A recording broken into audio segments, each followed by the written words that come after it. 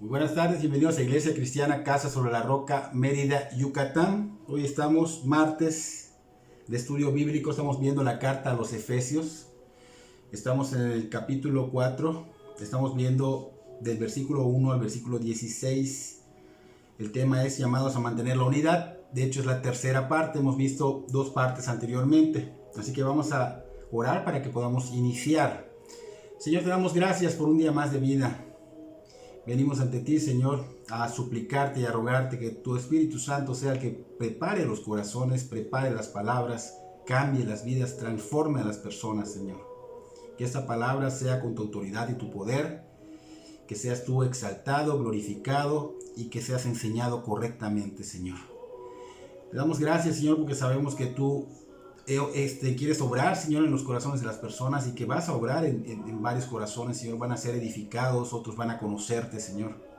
Ayúdanos, Señor, a llevar esta prédica, Señor, lo más bíblica posible, Señor. Que seas tú enseñado correctamente, Señor. Que tú seas glorificado correctamente, Señor. Gracias te damos en el nombre de Cristo Jesús nuestro Señor. Amén y amén. Entonces estamos en la carta a los Efesios, capítulo 4. Estamos en el versículo 1 al 16. Así que si puedes abrir tu Biblia.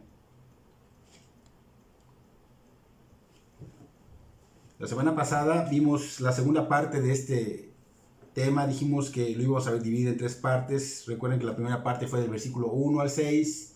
La segunda parte del versículo 7 al 12. Y esa tercera parte que vamos a ver hoy es del versículo 13 al 16. Y es importante enfatizar que en este tema se debe mencionar que la salvación es por la gracia redentora de Cristo.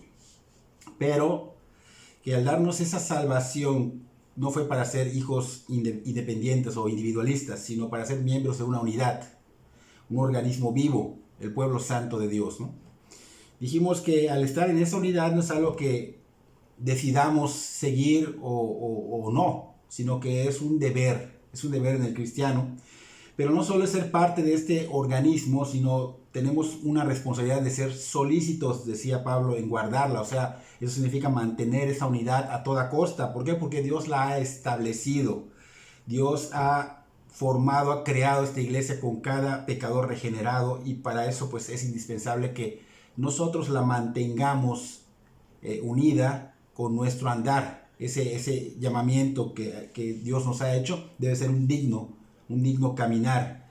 Así que tenemos que entender que influyen nuestras reacciones a todas las diferentes situaciones que puedan presentarse en nuestras vidas, pero tenemos al Espíritu Santo que lo hace posible. Se nos ha dado al ser perdonados, a ser regenerados, y podemos utilizar esa humildad, esa mansedumbre, ese soportándonos unos a otros en paciencia, con amor. Y también tenemos esas 7 realidades eternas que nos van a mantener en la unidad, a pesar de cualquier roce que pueda haber. Esto va por encima de todo: un cuerpo, un espíritu, un mismo llamamiento, un Señor, una fe, un bautismo, un Dios y Padre de todos. Entonces la semana pasada nos enfocamos en que esta unidad no se basa solo en ser un órgano, o sea, que tú seas un miembro en este organismo, sino que somos muchos miembros que están en un diligente o una diligente y eficiente funcionamiento en la unidad, ¿no? Entonces hablamos que es indispensable esa capacitación de Dios para poder mantener la unidad, no solo unida, sino funcional, que esté funcionando correctamente. Entonces esa capacitación que el Señor Jesucristo da, pues Él la dio porque Él le costó y dio esos dones, y esos dones son las capacidades, habilidades que tenemos. Y esto pues obviamente por su victoria en la cruz, a través de su muerte, su resurrección en la cruz, fue que no solo ganó estos dones, sino que ganó a los mismos esclavos de sus enemigos, que también eran enemigos de él, y los hizo sus propios siervos. O sea, éramos nosotros enemigos, y nos ganó y nos hizo sus propios siervos, aún estuviéramos contra de él. Y nos repartió dones, los cuales nos hacen capaces para que esta unidad funcione correctamente, que es el cuerpo de Cristo. Y como el Señor Jesús tiene la autoridad y el poder sobre todo, no solo nos dio dones a los cristianos, sino que también dio como dones a los apóstoles, profetas, evangelistas, pastores y maestros, los cuales dijimos que son regalos de Dios para la iglesia. ¿Para qué? Para que equipen a los santos. No solo están de pantalla, sino tienen que equipar a los santos para un buen funcionamiento, para una mayor eficacia en ese funcionamiento del cuerpo de Cristo, ¿no? Si no tuviéramos todas esas cosas, toda esa gracia que Dios nos da, pues no podríamos. Nuestro andar, para empezar, sería indigno, el crecimiento espiritual sería frustrado, el funcionamiento sería un caos, y no se podría mantener esa unidad, colapsaría. Pero gracias a que Dios nos da la gracia, nos da lo necesario para poder mantener esta unidad con un funcionamiento más eficaz, porque es lo que Dios ha dispuesto, pues podemos. Vamos a leer nuestro texto completo para ver el siguiente enfoque que quiere enseñarnos el apóstol Pablo, para poder terminar con este tema. Es el tercero, dijimos. Dice Efesios 4, capítulo 4, versículo 1 en adelante hasta el 16, dice: yo pues, preso en el Señor, ruego que andéis como es digno de la vocación con que fuisteis llamados, con toda humildad y mansedumbre, soportándoos con paciencia los unos a los otros en amor, solícitos en guardar la unidad del Espíritu en el vínculo de la paz, un cuerpo y un espíritu, como fuisteis también llamados en una misma esperanza de vuestra vocación, un Señor, una fe, un bautismo, un Dios y Padre de todos, el cual es sobre todos y por todos y en todos. Pero a cada uno de nosotros fue dada la gracia conforme a la medida del don de Cristo, por lo cual dice: subiendo a lo alto llevó cautiva la cautividad y dio dones a los hombres. Y eso de que subió, ¿qué es? Sino que también había descendido primero a las partes más bajas de la tierra. El que descendió es el mismo que también subió por encima de todos los cielos para llenarlo todo. Y él mismo constituyó a unos apóstoles, a otros profetas, a otros evangelistas, a otros pastores y maestros, a fin de perfeccionar a los santos para la obra del ministerio, para la edificación del cuerpo de Cristo. Hasta aquí llegamos la semana pasada. Nuestro texto de estudio para hoy es el siguiente. El versículo 13 dice: hasta que todos lleguemos a la unidad de la fe y del conocimiento del Hijo de Dios, a un varón perfecto, a la medida de la estatura de la plenitud de Cristo, para que ya no seamos niños fluctuantes llevados por doquiera de todo viento de doctrina, por estratagema de hombres que para engañar emplean con astucia las artimañas del error, sino que siendo la verdad en amor, crezcamos en todo en aquel que es la cabeza, esto es, Cristo, de quien todo el cuerpo, bien concertado y unido entre sí por todas las coyunturas que se ayudan mutuamente según la actividad propia de cada miembro, recibe su crecimiento para ir edificándose en amor. Hacemos pausa, aquí termina nuestro texto. Nuestro texto en sí va a ser del versículo 13 al 16. Y hoy veremos sobre el crecimiento en la unidad que el Señor ha creado por el Espíritu. Ese es el enfoque que el apóstol Pablo nos enseñará hoy. Así que el apóstol Pablo está ilustrando prácticamente acá, pues, con el diseño del cuerpo humano. Él toma esta ilustración del cuerpo humano que Dios ha creado y empieza a ilustrar lo que quiere que nosotros entendamos, ¿no? Estamos viendo que Dios pues diseñó el cuerpo humano para que tenga un crecimiento correcto. O sea, tiene que desarrollarse correctamente. Entonces, cada uno de sus miembros en conjunto deben de funcionar bien para que se desarrolle de acuerdo al tiempo, del avance del tiempo que va pasando, ¿no? A menos que algunos miembros de este cuerpo se enfermen, el crecimiento puede ser interrumpido. Así que esto es una ilustración de lo que Pablo quiere que entendamos con la iglesia. Nos enseña el apóstol Pablo que así como un cuerpo funciona, así debe funcionar el cuerpo de Cristo, el cual es la iglesia. O sea, debe crecer la iglesia, debe crecer con esos miembros en conjunto. O sea, todos los hermanos juntos deben de ir creciendo unidos, a menos de que sea interrumpido por la enfermedad espiritual de alguno de estos miembros, o sea, de alguno de los hermanos, pues va a dejar de crecer la iglesia y podría colapsar. Es lo que Pablo está queriendo decir. Entonces la iglesia, está diciendo Pablo, que tiene la obligación de crecer. Y este crecimiento no puede ser de manera individual. O sea, me voy por mi lado y yo crezco individualmente, no. Esto es en contexto a la unidad. Unidos tenemos que crecer. Cada cristiano sí es cierto que debe preocuparse por su desarrollo espiritual, pero en unión. Debe saber, cada creyente convertido, cada cristiano debe saber que se crece en la misma unidad, no fuera de ella, y debe estar consciente de que su crecimiento va de alguna manera a trascender a los demás cristianos y viceversa. Antes de que él crezca, a lo mejor trascendió de otro para él. Así que esto es mutuamente. Entonces, en cada congregación debería de haber este enfoque y esta preocupación. Por eso, si tu pastor te dice que no dejes de congregarte, que hagas el esfuerzo por no faltar, no es porque tenga el interés de que vayas a verlo a él, sino que es nuestro deber como pastores que juntos, que te llevemos a entender a que juntos debemos crecer como miembros porque componemos esa unidad en Cristo. Entonces, es el deber de todo cristiano, no solo del pastor, sino de todo cristiano, alimentarse de los nutrientes que vienen de la predicación, que vienen de la enseñanza de la palabra de Dios, que es dada en la congregación donde el Señor te ha puesto.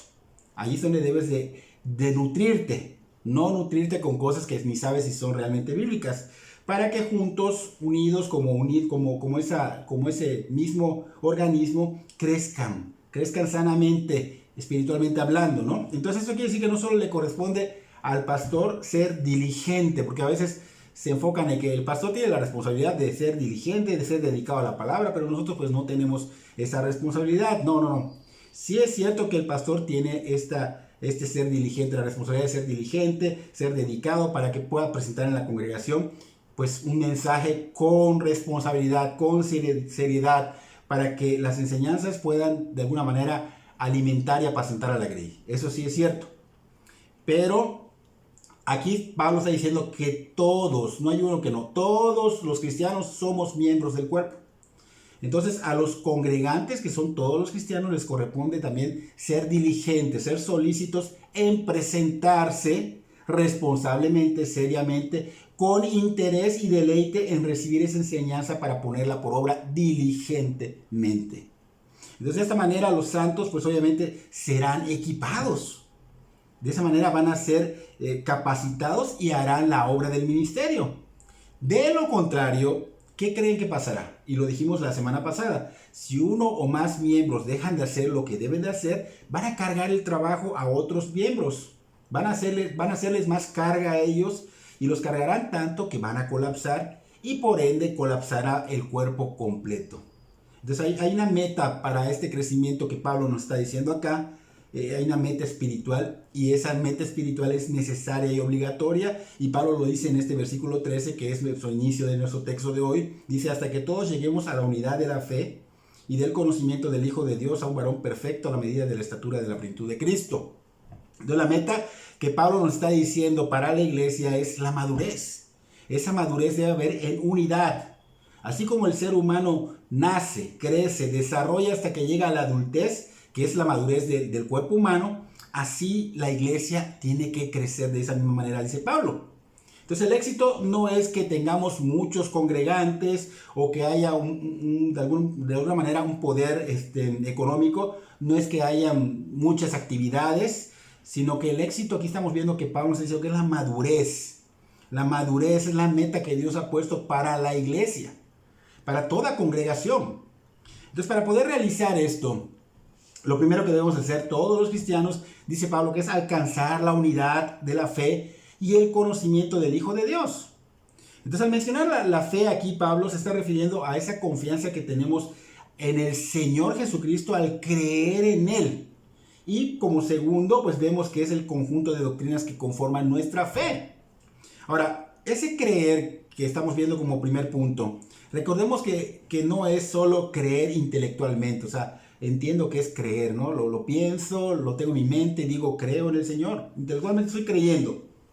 No es eso. Ese creer debe ser nuestra confianza total en Cristo, pero al grado de que lo que la Biblia enseña de Cristo es verdad para nosotros, es creíble para nosotros.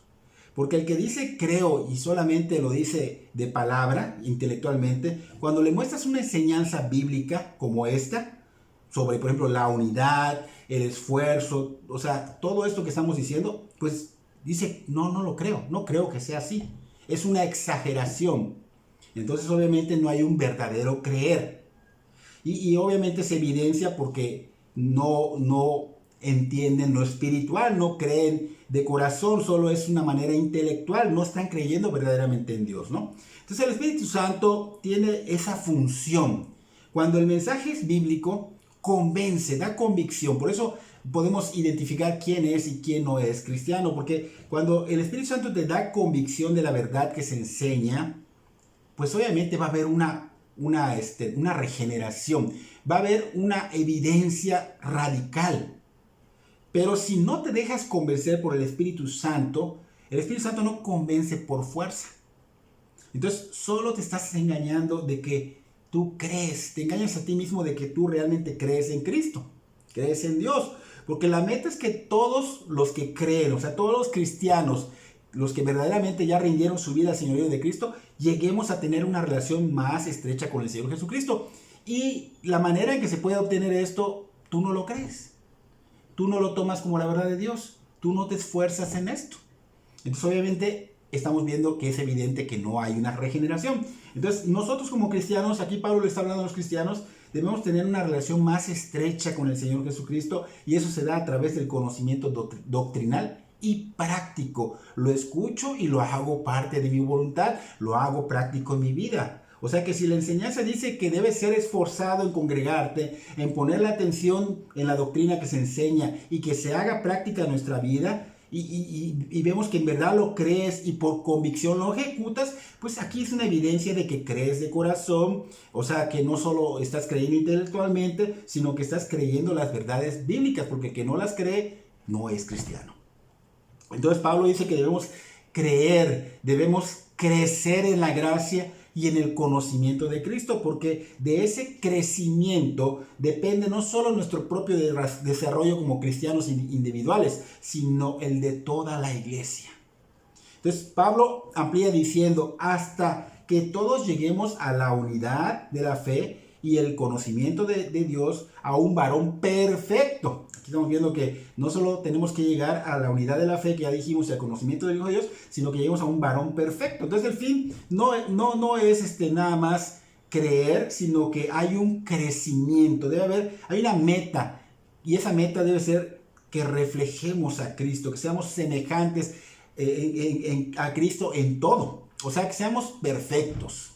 Y este perfecto en estas citas significa maduro. Lo vimos este domingo, porque muchos cristianos inmaduros, muchos cristianos perezosos, muchos cristianos ociosos se preguntan que para qué tenemos que caminar por este camino que lleva a la madurez, que por qué tenemos que caminar en santidad y crecer si ya somos salvos por gracia.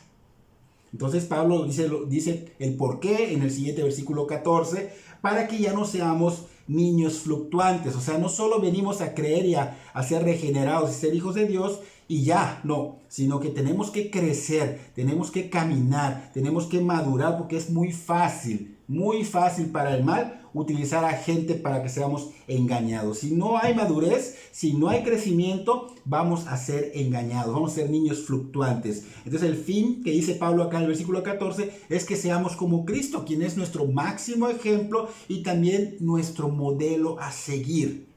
Y Pablo lo dijo en Romanos capítulo 8, versículo 29, dice, porque a los que antes conoció, también los predestinó para que fuesen hechos conformes a la imagen de su Hijo, para que Él sea el primogénito entre muchos hermanos. Entonces, conformes a la imagen de su Hijo. Ese es el fin. Pablo dice que para eso fuimos predestinados, para que manifestemos la gloria de Cristo, para que manifestemos su carácter con nuestra vida, su naturaleza, porque Él es la medida del hombre perfecto. O sea que Él es el estándar que todo cristiano debe alcanzar. Entonces, esto no es para una sola persona, como muchos dicen, es para los pastores. No, es para todo cristiano. Todo cristiano tiene este estándar y es Cristo. Es Cristo. Primera de Pedro capítulo 2 versículo 21 dice, pues para esto fuiste llamados, porque también Cristo padeció por nosotros, dejándonos ejemplo para que sigáis sus pisadas. Entonces vimos que fuimos llamados, fuimos redimidos a seguir su ejemplo, a ser conformados a su imagen. Debemos andar como Él anduvo, con un carácter santo. No el carácter del mundo, un carácter santo, imitando su amor, imitando su humildad, imitando su mansedumbre, imitando su paciencia, su obediencia, su servicio. etcétera, etcétera.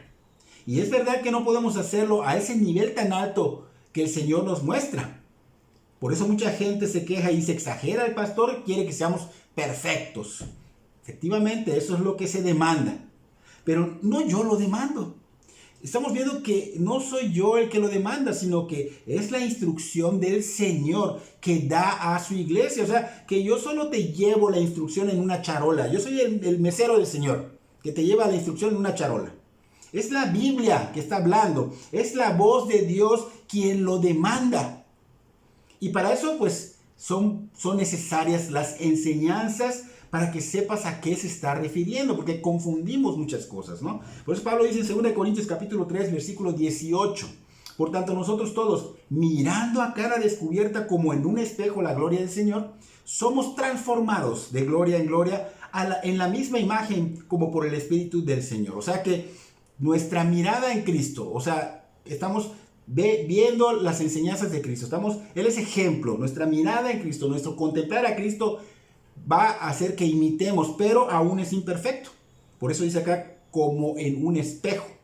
O sea, quiere decir que nuestra transformación va a ser imperfecta. Va a acercarse, pero no ni un poquito. O sea, va a estar más o menos porque es imperfecta. Pero esta transformación imperfecta es la que el Señor quiere para nosotros. O sea, se le llama madurez. Que quiere Él que nosotros alcancemos, que tengamos un proceso para alcanzarla. Y algún día, como dice el apóstol Juan en su primera carta, seremos perfectos. Ahora sí, vamos a ser perfectos. Dijimos recientemente que esta perfección en esta cita ya es esa perfección gloriosa. Vamos a ser con cuerpos y mentes perfectas. Primera Juan capítulo 3 versículo 2 dice, amados, ahora somos hijos de Dios. Y aún no se ha manifestado lo que hemos de ser. Pero sabemos que cuando Él se manifieste, seremos semejantes a Él, porque le veremos tal como Él es. Entonces seremos semejantes a Él porque ya le vamos a ver claramente, porque Él lo hace posible, Él lo va a hacer posible, Él va a hacer que nosotros seamos de alguna manera perfectos, ya no lo veremos como un espejo y Él nos va a dar cuerpos gloriosos. Ahora, que esto no sea pretexto para que no nos esforcemos ahora mismo en empezar a caminar, o si ya iniciaste, en continuar caminando para que de alguna manera reflejes y crezcas en su imagen de Cristo. Entonces, sí, nosotros debemos esforzarnos. ¿Para qué? Dice Pablo, para que lleguemos a la unidad de la fe y del conocimiento del Hijo de Dios, a un varón perfecto, a la medida de la estatura de la plenitud de Cristo. Entonces, este proceso debe empezar a verse en nuestras vidas, debe verse por los demás, no nosotros. Los demás deben ver en nuestras vidas que empezamos a caminar, a reflejar a Cristo. Y eso debe ser a la de ya. Tiene que ser evidente en el cristiano aquí en esta tierra, en nuestras vidas, y debe iniciar ahora mismo. No es cuando mueras, no es cuando te retires, no. Es hoy tu comienzo. Debes de comenzar, de iniciar hoy, y si ya iniciaste, continuar si ya lo has hecho. Entonces no es mañana, ni la semana que viene, ni el mes que viene, ni el año que viene, ni cuando te jubiles, sino ahora mismo. Ahora bien, ¿cómo se va a ver la evidencia de este crecimiento? O sea, ¿cómo se va a ver que ya empezaste este proceso, esta carrera de crecimiento o de madurez espiritual? Porque la meta ya la tenemos, ya sabemos que es madurez, o sea, una estabilidad doctrinal. Ese es el fin que nos va a mantener firmes ante vientos huracanados que son esas doctrinas cerradas. Pero Pablo nos enseña que debe haber alguna evidencia en ese proceso, en ese crecimiento. Y hay dos evidencias que vemos acá, y una la vemos negativa y la otra positiva.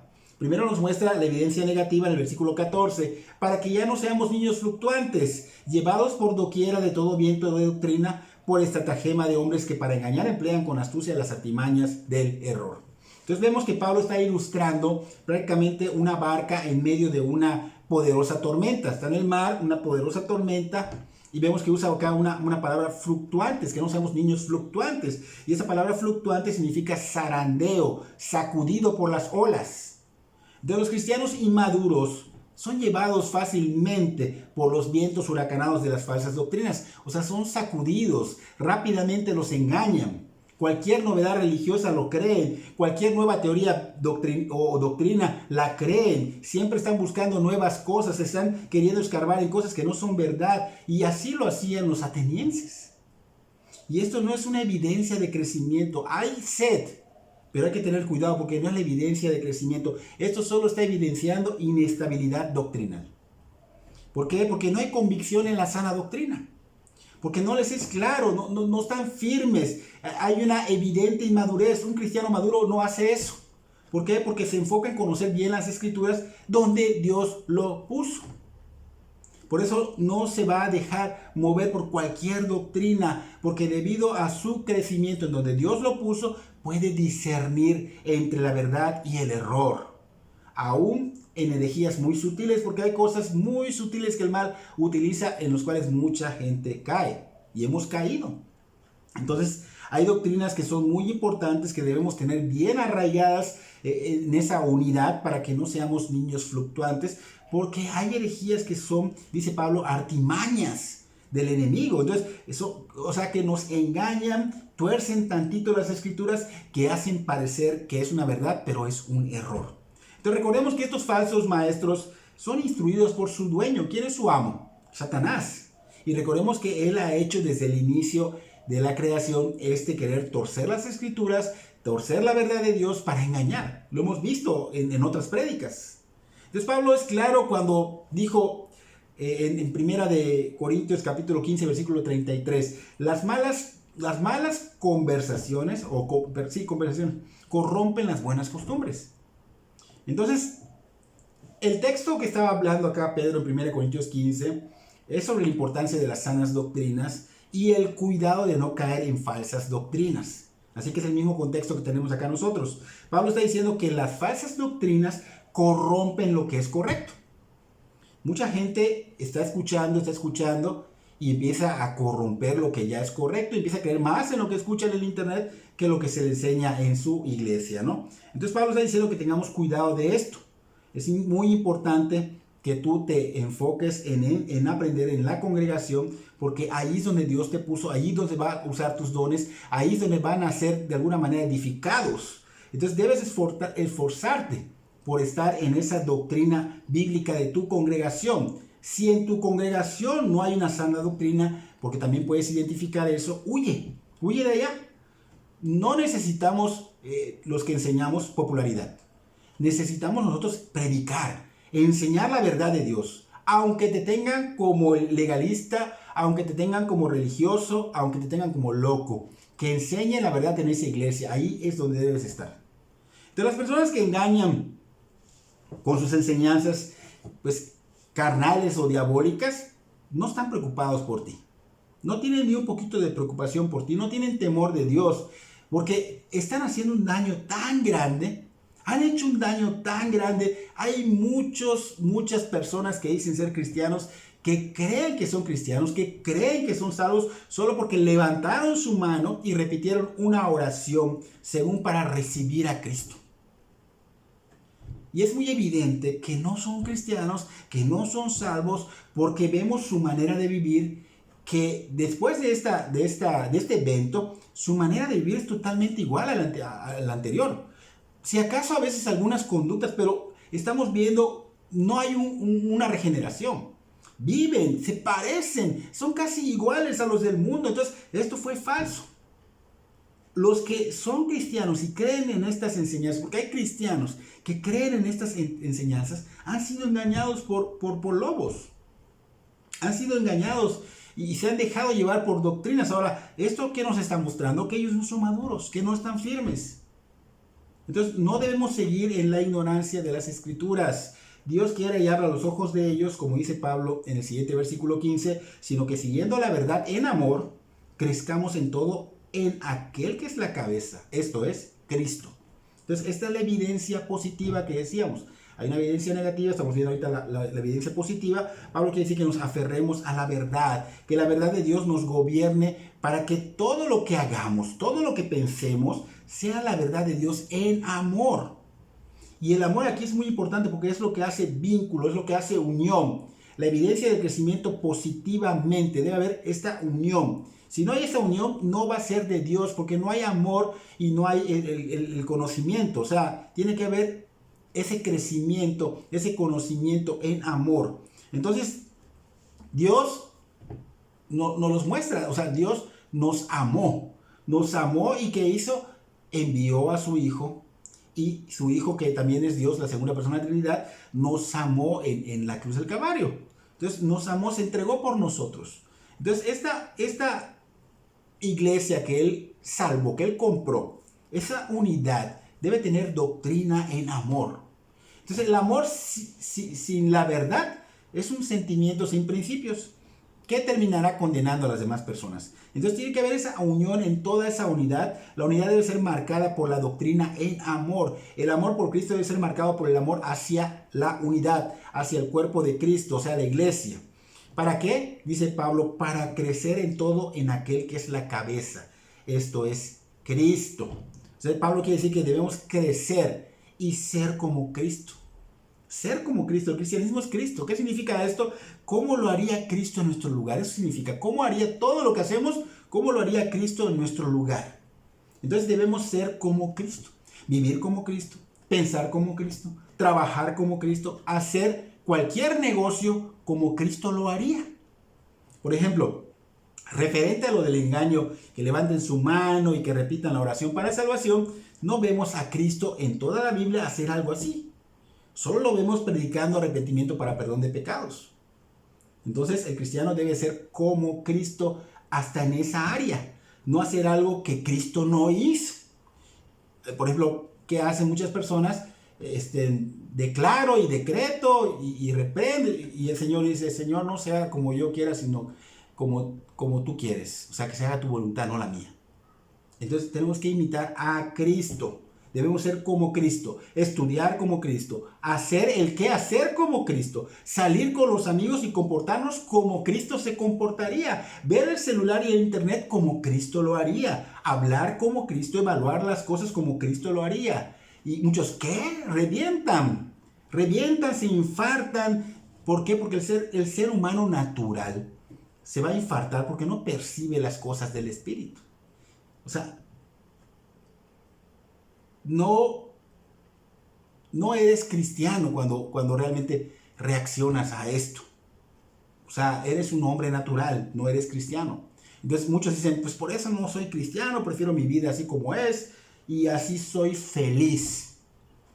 No eres cristiano porque desprecias el amor de Cristo. Cristo te está dando el evangelio, que es poder de Dios para salvación. Cristo quiere salvarte, pero desprecias el amor de Cristo, desprecias el evangelio. El evangelio es la marca del amor de Dios hacia la humanidad. Y si no quieres nada con Cristo, deberías recapacitar. ¿Por qué? Porque no querrás estar sin Cristo en el día del Señor. En el día que el Señor venga, no querrás estar sin Cristo. Ahora Pablo en este momento está hablando a los cristianos, a los verdaderos cristianos. Y está diciendo, ustedes no fueron salvados para vivir en un confort. Es más, no fueron salvados para que Cristo no esté en todos los aspectos de tu vida. Cristo no puede quedar fuera de cada aspecto de tu vida. Porque Cristo es el todo en todos, dice Pablo. Así que primero tenemos que entender que estamos en un proceso para esa meta, madurez. Y para llegar a esa madurez, ese proceso, va a haber dolor, va a doler porque van a haber cosas a las cuales tenemos que renunciar, porque si no, no podemos crecer, no va a haber edificación. Entonces tenemos que renunciar de alguna manera para que Cristo pueda gobernar todo. Gobernar todo. Y cuando Cristo gobierna todo y empecemos a dejar cosas nosotros para que Él gobierne, va a doler. Va a doler. Pero esa es la meta. Tenemos que llegar a la meta porque fuimos redimidos para eso. Y para eso Pablo lo dice en el versículo 16, de quien todo el cuerpo bien concertado y unido entre sí por todas las coyunturas que se ayudan mutuamente, según la actividad propia de cada miembro, recibe su crecimiento para ir edificándose en amor.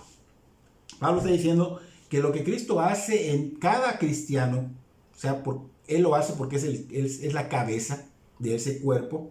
Eso que hizo en nosotros como regenerados en cristianos debe ser dado a otros para edificación del mismo cuerpo en amor.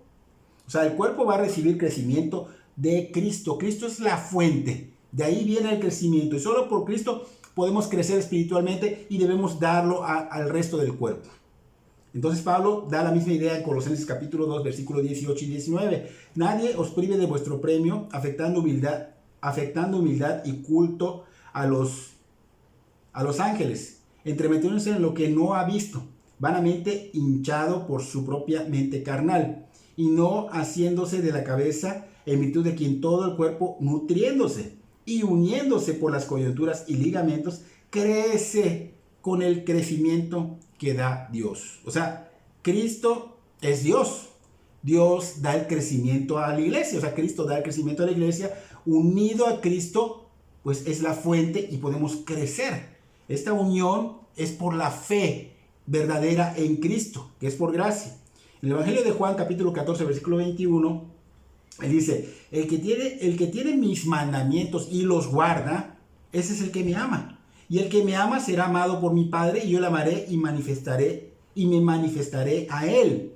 Versículo 23, brincamos al 23. Respondió Jesús y le dijo, el que me ama mi palabra guardará, y mi Padre le amará, y vendremos a él, y haremos morada con él. O sea que el que obedece la palabra de Dios. Juan capítulo 15, versículo 10. Si guardareis mis mandamientos, permaneceréis en mi amor, así como yo he guardado los mandamientos de mi Padre y permanezco en su amor. O sea que en la medida en que vivimos obedeciendo en la presencia de Cristo, ¿no? Pero obedeciendo activa y diligentemente su palabra, o sea, la voluntad, esa palabra revelada, en esa misma medida nos vamos a unir más a Él. Vamos a crecer y a ser fructíferos. Y en la medida de que todos crecemos, pues obviamente permanecemos en la obediencia a la palabra de Dios, y eso hace que la iglesia madure. Así que Cristo es quien provee crecimiento a la iglesia, pero también provee unidad, pero también provee coordinación. Por eso Pablo dijo, de quien todo el cuerpo siendo bien concertado y unido entre sí. O sea, Cristo es quien te coloca en esa iglesia donde tú estás ahorita y te da crecimiento y te da coordinación y da la unidad. Él lo hace, Él hace todo. Él dirige tus pasos para que llegues, por ejemplo, a la iglesia con nosotros. Él ha dirigido tus pasos para que llegues aquí. Y te dio dones para el beneficio de este cuerpo, de esta congregación. Y tú debes ejercerlo en ella. Por eso Pablo dice, unido entre sí por todas las coyunturas que se ayudan mutuamente, según la actividad propia de cada miembro. Las coyunturas dan la idea de que lo que tú recibes de Cristo se dé a los demás. Recibiste dones, recibiste habilidades, úsalas para el beneficio de la obra, para el beneficio de los demás hermanos. Entonces ese don debe ser usado para los demás, porque Dios te puso allá para ser usado en un lugar específico bajo la dirección del liderazgo de los pastores maestros que Cristo dice que dio como dones a la iglesia. O sea, si Cristo dice esto, hay que creerlo y hacerlo. Entonces, a través de esos pastores maestros, Cristo provee el alimento, lo dijimos la semana pasada, provee el alimento de su palabra. De esa manera equipa a los cristianos para que funcionen eficazmente conforme a sus dones recibidos en el lugar que Cristo los puso. ¿Dónde te puso? Allá va a ser. Entonces, en la medida de que los miembros le dan a los demás lo que Cristo les ha dado según su don, la iglesia va a crecer. Si tú no estás creciendo y madurando, es porque algo está mal. A lo mejor te estás aislando de los demás, a lo mejor no crees en muchas cosas, estás escuchando otras cosas, o no quieres poner tus dones y capacidades al servicio de los demás, no estás ejerciendo tus dones y estás cargándole a otros tus dones, tus labores. Entonces, ¿qué va a pasar con la iglesia? No va a crecer, va a llegar el momento en que colapse, no va a avanzar. Y es por esa razón que muchas iglesias no crecen, porque les importa muy poco la iglesia. Quieren llevar la iglesia a su manera, quieren decir qué hacer y cómo hacerlo, y decidir cuándo, y eso no es así. Por ejemplo, muchos dicen, voy cuando quiera, o hago lo que yo quiera. No se sujetan a su llamamiento. Entonces, ¿qué estás demostrando? Que eres un hijo rebelde. Si no hay esa unidad, si no hay ese amor, la iglesia no crece. Entonces, ¿qué va a pasar? Se va a enfermar y se puede morir la congregación. Puede ser una congregación muerta. Puede ser una congregación muerta. Entonces, el amor es la atmósfera que hace que crezca la iglesia, beneficiando a todo el cuerpo. Entonces, vamos a reunirnos, ¿para qué? Para crecer, para tener comunión, para crecer en la palabra, en el conocimiento, en la gracia, pero no lo confundas, porque mucha gente va no para crecer, sino para chismear, para despotricar. No, eso no es lo que Dios quiere. Te dio dones para que crezcas, para que seas de bendición. Cristo dio dones para que beneficies a los demás con tus capacidades que te ha dado en la iglesia donde te puso. Entonces, un verdadero cristiano sabe perfectamente que el Señor Jesucristo quiere beneficiar, anhela bendecir a la iglesia a través de ti, a través de esos dones que te ha dado. Te ha capacitado para eso, ese es el fin. Entonces, el Señor quiere que crezcas, pero también quiere que te preocupes y te ocupes en servir a los hermanos a tu alrededor para que crezcan. No para que seas egoísta, sino para servir a los demás conforme a esas capacidades que son el don que Dios te ha dado. Entonces, donde tú estás, es seguro que Cristo te ha puesto. ¿Y qué debes hacer? Servir y beneficiar a los que están en ese mismo lugar, a menos de que la iglesia donde tú estás no sea bíblica. Es todo. Eso sería buscar algo. Pero mientras tanto, no, ahí quédate. Ahí quédate. Entonces, muchos tienen sus ojos, lamentablemente, en otras iglesias. Dios los ha puesto en un lugar y sus ojos están en otras iglesias y van contra lo que Cristo está dispuso para ellos. Entonces Cristo quiere mostrar su gloria usándote como vaso de honra en ese lugar donde te puso. No lo eches a perder, no sigas siendo rebelde porque no crecerás nunca y sí perjudicarás el lugar donde te ha puesto. Entonces vivirás un engaño. Entonces terminamos con este tema donde vimos lo importante que es para Dios, pues la iglesia y la unidad. Algo que hoy día no es importante para los cristianos. Es triste. Las personas naturales que no conocen al Señor se entiende porque no los conocen, pero ustedes que han sido regenerados, es triste que no le den la importancia que Cristo le está dando a su iglesia, que Cristo compró con su sangre y está queriendo que nosotros mantengamos esa unidad. Cristo dejó su gloria por ella.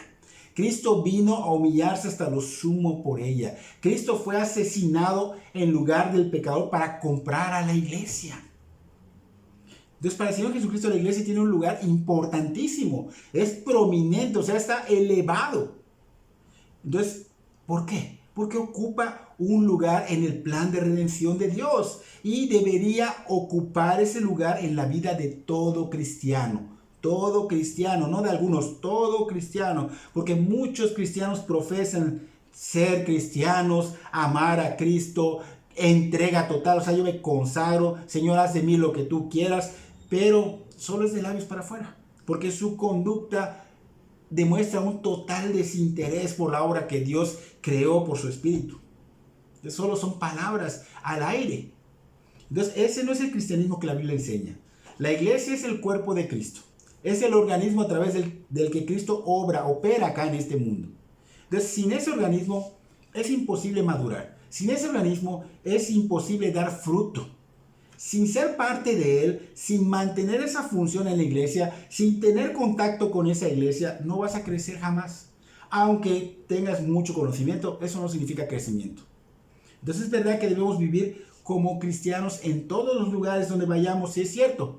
Pero primero debemos aprender a vivir como cristianos en la iglesia. Pablo se está enfocando en la unidad dentro de la iglesia. Después veremos fuera. Entonces es importante aprender a vivir como cristianos dentro de la iglesia, porque si en la iglesia estás fallando, fallarás en todo lugar donde vayas. Es un hecho.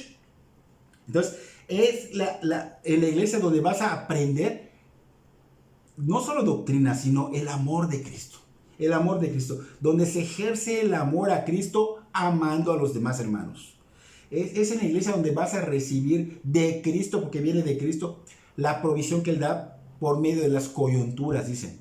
O sea, que es donde vamos a hacer funcionar esos dones que nos ha dado, porque no nos fueron dados para usarlos de manera independiente o para guardarlos, sino para ser usados en la unidad que Cristo creó. De lo contrario, estamos en total inmadurez espiritual. Así que aunque sepas lo que sepas, si tú no estás enfocado en esto, eres un inmaduro, un desventurado, un miserable, un pobre ciego, un desnudo. La importancia de la iglesia, la importancia de la unidad está totalmente enfatizado en esta cita. Debe ser algo prioritario para nosotros como cristianos. De lo contrario, está siendo utilizado por el mal para desestabilizar o para debilitar la iglesia. Entonces es importante saber que cada uno de nosotros tiene una relación con el Señor. De hecho, debe cultivarla porque va a dar cuenta de ellos. Somos mayordomos, nos ha dado dones, vamos a dar cuentas de ellos si no los usamos como Él nos ha dicho. Entonces, hay que usarlos, nadie lo va a hacer por ti. Si tú no lo haces, si tú estás haciendo todo lo contrario, ¿cómo vas a poder ayudar a tus seres queridos? ¿Cómo vas a llevarlos o enseñarles a que deben de ser una iglesia o que crezcan si tú no eres maduro, si tú no eres iglesia? ¿Cómo podrás ayudar a otros de la misma iglesia si tú no eres maduro, si tú no eres iglesia? Entonces es tiempo de empezar a caminar en ese proceso de madurez. Si no has iniciado, si ya iniciaste, continúa y sé iglesia, aprende a ser iglesia, busca esa madurez, ese crecimiento para que en esa iglesia, en esa congregación, Dios sea glorificado por esa unidad y por ese crecimiento en amor que sea dado, que se vea evidente. Entonces espero que Dios obre en tu vida y en la mía para que aprendamos y no seamos rebeldes y seamos esas personas que evidencian que estamos en ese proceso de madurez espiritual. Porque es lo que Dios quiere, es a lo que nos ha llamado. Así que demos gracias a Dios por toda esta enseñanza, esos 3 temas. De veras que son de gran bendición, son muy extensos, porque es muy, muy importante la iglesia para el Señor y debe serlo para nosotros. Espero que Dios bendiga tu vida grandemente. Siempre en forma de Dios, vive toda la creación.